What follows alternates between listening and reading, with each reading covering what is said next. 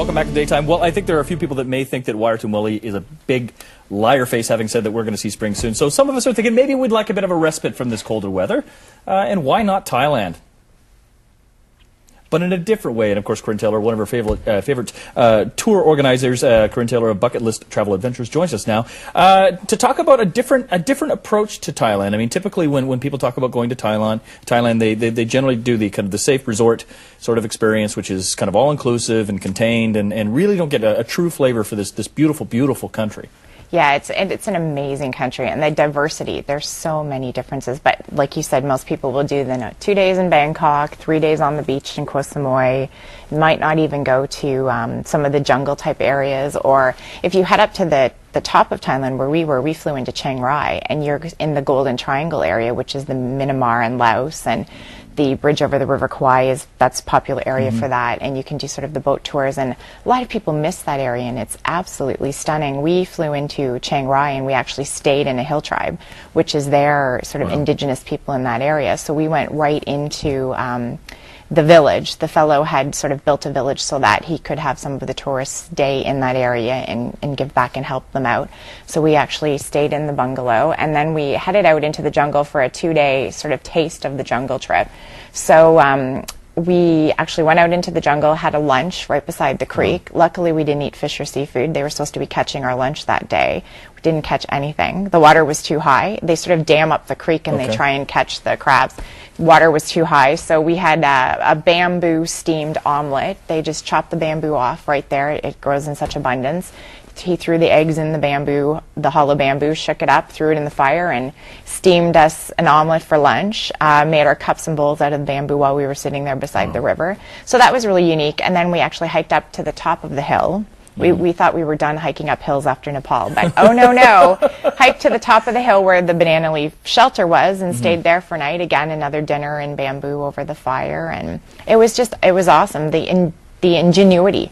I mean, the guy had a backpack on his back, and he cooked all our meals and had everything he needed for 2 days in his backpack and his machete. So it was great. And when you talk to people about Thailand, those people that have been to Thailand, it's one of these countries that seemingly more so than a lot of other places assaults kind of every sense in a good way. I mean, it's just the color, the food, the smells. I mean, it's just there's so much going on in Thailand. Absolutely. I mean, we had came from Nepal, which was busy, but then we sort of landed in Thailand, and you knew you had sort of landed in a hustle bustle Asian country. We actually stayed right in Chinatown, so it was just culture shock the minute we got there. You know, street vendors everywhere, every kind of dish imaginable, every kind of fruit, vegetable. We were having a hard time not stopping and trying everything. You know, we were trying to make sure, you know, moderation so we didn't get sick, but you just wanted to try everything. And like people always say, you know, Thai food is amazing, and it didn't disappoint. We were lucky enough, a gentleman recommended a couple little spots, so we went to one very local spot underneath an overpass and had a great meal, and had a fabulous meal one night overlooking the Wat Arung on the water. And they light up all of the Wats over there so beautifully at night even, that they were sparkling, and it's just so beautiful. And the diversity, I mean, you're going from a 50-foot high golden Buddha at one of the Wats, which is the Buddhist temples, to, you know, the emerald Buddha who's in the main palace. And then you've got, this is the huge golden one that we saw. He was amazing, and you're just sort of staring at it going, wow, you know, how did they make this? The combination of scale and color, and I mean the use of the golds and the reds, and against juxtaposed against these intense emerald greens that it was just incredible. And then each of the little red circles will have like a mosaic mirror tile. So then those are sparkling, and then the one Wat at Wat Pho, it's all mosaic. So they have all the mosaic steeples in between all of the areas, and just the sheer work done to make this just blows you away. And then you go to a different section, and it's not as public, so there isn't the upkeep, so you see sort of the mold and the things growing on it, and you realize just the sheer amount of work that they've done to keep these up.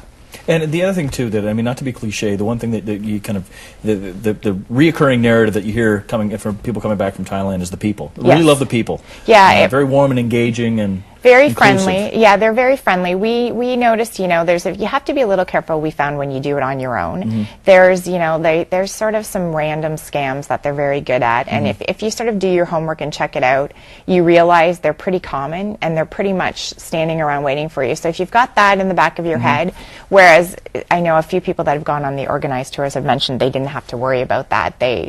they were fine, you know, the people didn't approach them. But if you've got that in the back of your head and you're sort of listening for some of the key words, then yeah, absolutely. And you know, if you go to some of these places, they're so eager to help you and point you to the right place. And we're seeing an image right now, actually, of one of the oolong tea. This is oolong tea. Yeah, we were walking along and there's this huge plantation and it looks like a bush. So we were like, what is this? And the guy goes, oh, it's oolong tea. Yeah. And so they pick just the top newest sprouts of the 5 leaves by hand. Wow. And these go all the way up the side of the hill. And, you know, of course, the tea owner's plantation is fabulous. And this was, they were quite happy to have this in the area because it gave them all something to do. But yeah, you'd see them out there picking up. And then what they do is a few of them, and they actually, because they pick them, they keep them in the low bush form. And then a few, we were walking past a couple of them that were growing wild, so they actually pick the leaves off, and it's called their jungle tea. So you get the leaves and the flowers when you're in the jungle with them, and very similar to jasmine tea. So it was really neat to see where your tea actually comes from, you know. Now, given kind of the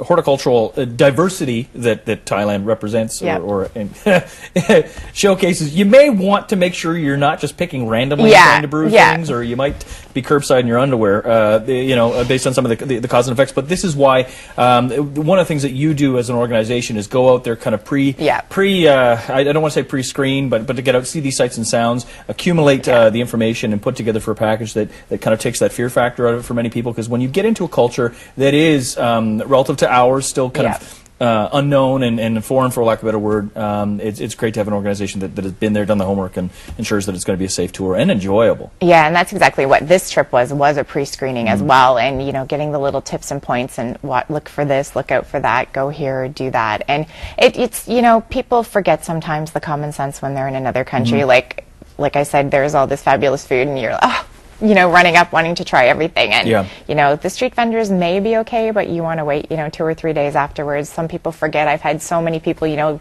dip the toothbrush in the water. And so it's just those little things, too, that, you know, don't do that, don't eat here, don't do this, watch this, watch that, you know. Bound for the rest of the and that's who wants a trip like that. Of course. Now, again, one of the things we often talk about, we have about 40 seconds here, very, very quickly. Lead-in time for these sort of initiatives, if they're going to book through you. These ones are a little easier. It's individual, so a week or a month to, you know, 2 to 3 months, we can get something set up for them. And always something new happening. Absolutely. Very quickly, what's upcoming? Well, we're heading to Everest in April, full trip, Peru in June and August, and then to Kilimanjaro in September. Fantastic. Lots well, again, going all on. this information available on your website.